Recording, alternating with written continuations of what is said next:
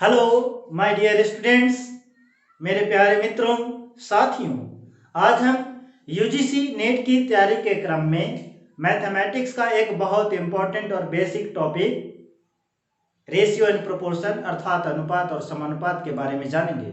आज की क्लास में हम लोग सीखेंगे कि आखिर अनुपात और समानुपात का बेसिक क्या है और इससे रिलेटेड एग्जाम में सवाल किस तरह से पूछे जाते हैं। ठीक है, पहले हम लोग कंसेप्ट को समझेंगे, पहले मीनिंग को समझेंगे, अनुपात और समानुपात। थोड़ा सा 1 मिनट यहाँ ध्यान दीजिए प्यारे मित्रों।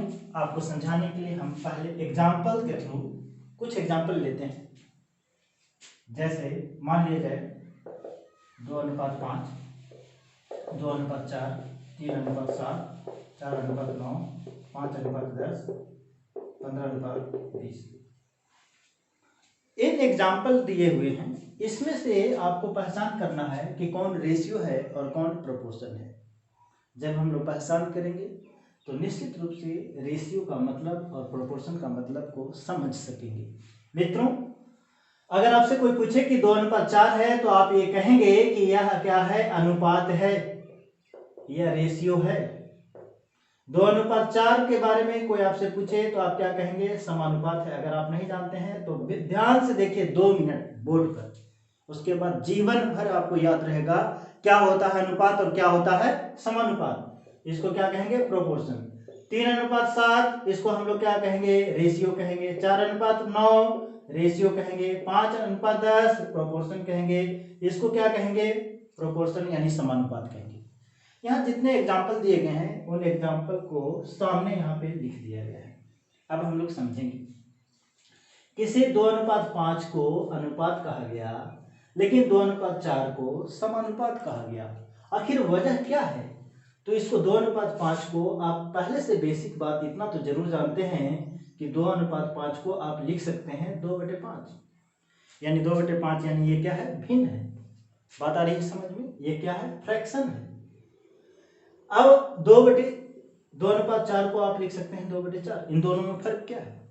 तो आप देखिए, यहां खुद से समझिए। अब 2:4 आप देख रहे हैं कि अगर इसे काटने का प्रयास करेंगे यानी छोटा करने का प्रयास करेंगे तो ये बड़ा आसानी से छोटा हो जाएगा, लेकिन 2:5 को छोटा करने का प्रयास करेंगे तो ये छोटा नहीं होगा। आप चाहे कितना भी प्रयास कर लीजिए, ये 2:5 है तो ये स्थिति में बना रहेगा। इसको काटने का प्रयास कीजिएगा, आप खुद कट जाइएगा, लेकिन ये नहीं कटेगा। बात आ रही है समझ में? ठीक उसी तरह 3:7 काटने का प्रयास कीजिए, कटेगा? नहीं कटेगा। तो ये क्या हो गया? रेशियो। 4:9 इसको काटने का प्रयास कीजिए, आप खुद कट जाइएगा, लेकिन ये नहीं कटेगा।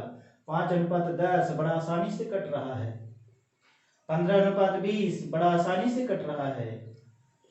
यानी इससे ये पता चला कि ये एक फ्रैक्शन के रूप में लिखा गया, और जो फ्रैक्शन कटकर छोटा हो रहा है वह जनरली समानुपात कहला रहा है, और जो कटने का नाम ही नहीं ले रहा है, नहीं कट पा रहा है, कटने की स्थिति में नहीं है या छोटा और नहीं हो सकता है, उसको हम लोग रेशियो कहेंगे।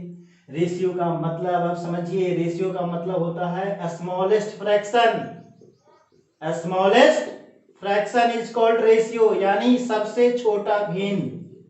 ये बात ध्यान दीजिए, सबसे छोटा भिन्न क्या कहलाएगा? अनुपात कहलाएगा। इन सब शब्दों पर आपको ध्यान देना है। अगर ये बात अगर समझ में आ गया तो रेशियो प्रोपोर्शन सबसे आसान टॉपिक आपके लिए हो जाएगा, और आसान हो जाएगा तो बहुत अच्छा लगेगा, क्योंकि मैथ में किसी भी टॉपिक में चले जाइए, चाहे परसेंटेज है, नंबर सिस्टम है, एलसीएम है, एचसीएफ है, टाइम एंड वर्क है, टाइम एंड डिस्टेंस है, सीआईएसआई है, प्रॉफिट लॉस है, कहीं भी चले जाइए, ये टॉपिक चाहे आयु संबंधी प्रश्न है, हर जगह रेशियो आपको मिलेगा ही मिलेगा। रेशियो को आप सोचिएगा कि आपका पीछा छूट जाए, रेशियो से नहीं छूटने वाला है। तो समझने का प्रयास करेंगे। ये आप समझ में आ गया होगा। अगर आपसे आप कोई पूछे कि रेशियो क्या होता है तो आप कह सकते हैं कि सबसे छोटा भिन्न रेशियो कहलाएगा, यानी वैसा भिन्न जो और कटकर छोटा होने की स्थिति में ना हो उसको हम लोग रेशियो कहेंगे। प्रोपोर्शन क्या होगा? वैसा भिन्न जो कटकर छोटा हो सकता है उसको हम लोग क्या कहेंगे? प्रोपोर्शन कहेंगे। जैसे 15:20 को काट कर छोटा गया तो कितना है? 3:4। जैसे आपसे कोई पूछे कि 30:40 कटेगा? कटेगा भाई, कितना आएगा? 3:4। आप देख रहे हैं कि 15:20 बराबर भी 3/4 और 30:40 बराबर भी 3/4। इसका मतलब है कि एक अनुपात के कई सारे समानुपात हो सकते हैं, एक अनुपात के कई सारे समानुपात हो सकते हैं। ये बात समझ में आ रही है आपको? चलिए आगे हम सीधे अब क्वेश्चन पे आते हैं, क्योंकि समय बहुत कम है और समय बड़ा कीमती भी है। तो हम लोग चलते हैं अगला सीधे क्वेश्चन पे आते हैं कि एग्जाम में क्वेश्चन कैसे पूछेगा, क्योंकि अब इसका धीरे धीरे अनुपात और समानुपात का मीनिंग आपको समझ में आने वाला है, आ गया होगा। चलिए अब यहाँ पे देखिए, चलिए सीधे क्वेश्चन पे। क्वेश्चन नंबर 1 दिया हुआ है, गिवन क्वेश्चन में A/B दिया हुआ है 2:3, जबकि B/C दिया हुआ है 4:5। आपको निकालना है A/B/C क्या होगा। मेरे प्यारे मित्रों, ये बहुत बेसिक है, बेसिक क्वेश्चन है, और इस क्वेश्चन पर लैंग्वेज बनाकर सेंटेंस में क्वेश्चन पूछा जाता है। या तो डायरेक्ट पूछेगा या इस पे सेंटेंस बनाकर पूछेगा। कैसे पूछेगा, केवल 2 मिनट यहाँ ध्यान देना है। चलिए, कहता है A/B दिया हुआ है, B/C निकालना, B/C दिया हुआ है, निकालना है A/B/C। यानी अनुपात का मतलब होता है रिलेशन, तीनों के बीच का रिलेशन ज्ञात करना है, ठीक है। जबकि A का B से रिलेशन है, B का C से रिलेशन है। तीनों के बीच अनुपात निकालने के लिए सबसे पहले हम लोग कॉमन टर्म को देखेंगे। बहुत बिजोड़ हम बता रहे हैं, ऐसा पहली बार आपको समझने को और सीखने को मिलेगा, ये दावा है, ठीक है। इसलिए एक बार यहाँ पे ध्यान दीजिए, स्किप कीजिएगा तो जिंदगी आपको स्किप कर देगा। हम पहले ही बता दे रहे हैं, है ना। आप जो चीज है ये चीज हम बता दे रहे हैं। कॉमन टर्म कौन है, कोई बोले कि A/B/C में कॉमन टर्म कौन है, तो आप देख रहे हैं कौन है भाई, B है। सबसे पहले कॉमन टर्म को बराबर करेंगे, खोजेंगे तो मिला B, और उसको क्या करेंगे, बराबर करेंगे। अब बताइए बराबर कब होगा, 3 और 4 बराबर कब होगा, जब इसको 4 से गुना करते हैं और इसको 3 से गुना करते हैं, तो ये भी 12 हो जाएगा, ये भी 12 हो जाएगा। यानी कॉमन टर्म को खोजकर उसे बराबर कर देना है। बराबर करेंगे तो बताइए, बराबर जब करेंगे तो क्या स्थिति होगी, गुना तो किया गया था 3 में, लेकिन इसके साथ A है तो ये भी गुना हो जाएगा, 8, 12, 12 और 15। अब आपको निकालना है A/B/C, तो 8, 12 और 15, A/B/C निकल गया। ये समझ में आया? नहीं समझ में आया, कोई बात नहीं, पहले इसको नोट कर लीजिए। दूसरा क्वेश्चन मैं दे रहा हूं समझाने के लिए, कैसे नहीं समझ में आएगा भाई। क्वेश्चन है A/B 4:5, B/C 7:3। निकालना है A/B/C। सबसे पहले हमने बताया कि अनुपात तीनों के बीच यानी रिलेशन ज्ञात करना है। इस तीनों के बीच अनुपात ज्ञात करने के लिए हम लोग कॉमन टर्म को खोजेंगे। कॉमन टर्म आपके आंखों के सामने है, कौन है भाई, कॉमन टर्म कौन है, B है।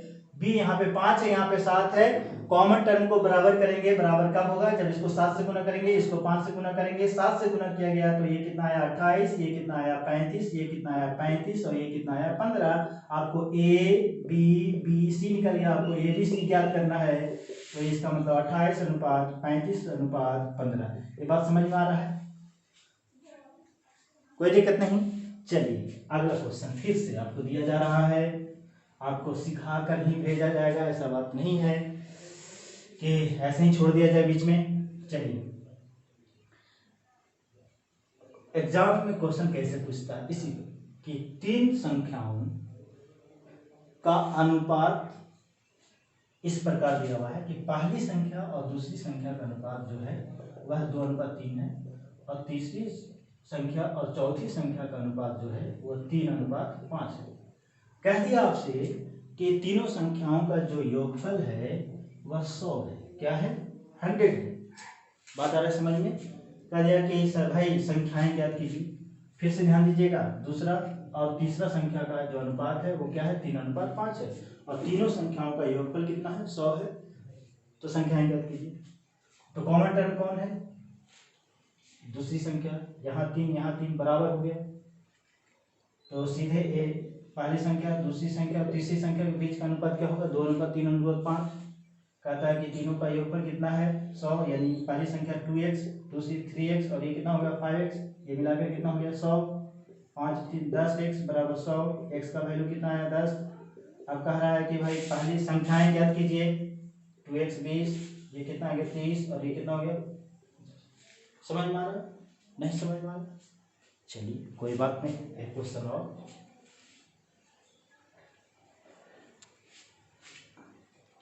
कि आपसे क्वेश्चन दिया हुआ है कि 3 संख्याओं का जो योगफल है वो है 64। क्या है 64।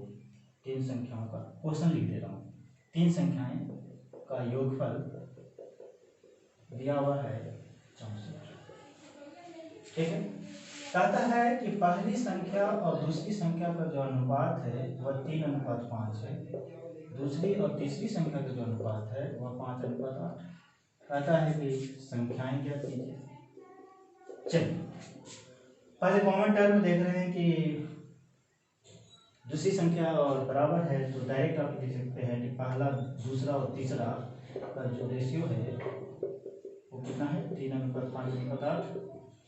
यानी ये 3x प्लस 8x बराबर कितना हो गया 64। 16x बराबर 64 यानी x का वैल्यू कितना आ गया 4। संख्याएं याद करनी है 3x 3 गुना 4 12, 5 गुना 4 20, 8 गुना 4 32। आगे समझ। जो लोग को ये वीडियो अच्छा लग रहा है चैनल को, हमारे चैनल यहाँ अगर आपको दिखाई दे रहा है प्रवीण सर रिसर्च सेंटर, तो इसको आप क्या कर सकते हैं सब्सक्राइब कर लीजिए, लाइक कर दीजिएगा ताकि आपको समझ में आए। हम क्रम से बड़ा छोटा वीडियो डालते हैं लेकिन आपके लिए बड़ा उपयोगी वीडियो रहेगा। आप देखिएगा पिछले वीडियो को भी आप सर्च करके देखिएगा, सब्सक्राइब जरूर कीजिएगा और लोगों को शेयर कीजिएगा। आपको अच्छा ना लगे, हो सकता है अगलों को अच्छा लगे, तो जरूर शेयर कीजिएगा, है ना। ठीक है, फिर मिलते हैं अगले वीडियो में। कुछ लोग आ गए हैं तो थोड़ा बात करते हैं हम।